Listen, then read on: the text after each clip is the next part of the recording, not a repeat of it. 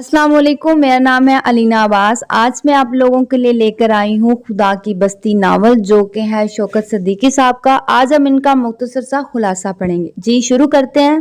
खुदा की बस्ती उर्दू ज़बान का बहुत ही मशहूर और दिलचस्प नावल है। ये नावल 1958 में शाया हुआ था, जिसमें पाकिस्तान की शहरी ज़िंदगी और माशरे में पाई जाने वाली खामियों और निचले तबके की मुफाद परस्ती का जायजा पेश किया गया है। और इस नावल को शौकत सिद्दीकी ने 4 महीनों में मुकम्मल किया था। इस नावल की मरकजी जो कहानी है वो मरकजी 3 किरदारों पर मुश्तमिल है, जिसके नाम राजा, नौशा और शामी है।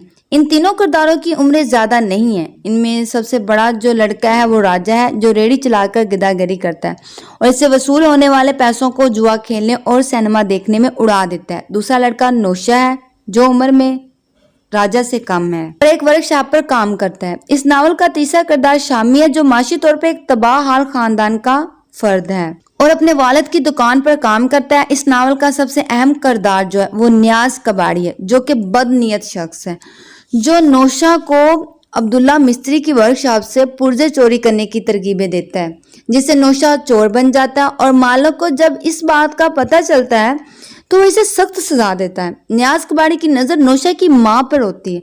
नौशा की माँ रजिया, जो कि बेड़ियां बनाती है। नियाज कबाड़ी नौशा की माँ से शादी कर लेता है और तो और वो काले साहब से नौशा की माँ का बीमा कराता है, ताकि जब वो मरे तो 50,000 रुपये इसे मिल जाए। अब नियाज कबाड़ी की नज़र सुल्ताना पर होती है कि किसी तरह वो इसे हासिल कर ले, इसलिए वो डॉक्टर मोटो खिरात मोहम्मद से दिल की कमजोरी का टीका रजिया को लगवा लेता है, जो कि एक गलत दुआ है, ये जिससे फिर रजिया की हालत खराब हो जाती है, वो मर जाती है। रजिया का पैसा वसूल करके नियाज कबाड़ी शहर में एक कोठी खरीद लेते हैं और सुल्ताना और इसके छोटे भाई अन्नू को साथ ले जाता है। नियाज सुल्ताना से नाजायज तल्लुकात रखता है और बगैर शादी के इसकी बेटी पैदा होती है। नियाज अन्नू पर जुल्म करता है और अपनी कोठियों पर काम करवाता है। एक दिन जब नौशा जेल से वापस आता है तो इसकी मुलाकात शामी से होती है, जो इसका बचपन का दोस्त होता है। वो इसके साथ घर जाता है, मगर जब इसे पता चलता है कि किस तरह नियाज ने इसके घर को बर्बाद कर दिया, जिसकी वजह से नौशा की माँ की वफात हो जाती है, इसका गुस्सा और ज्यादा हो गया।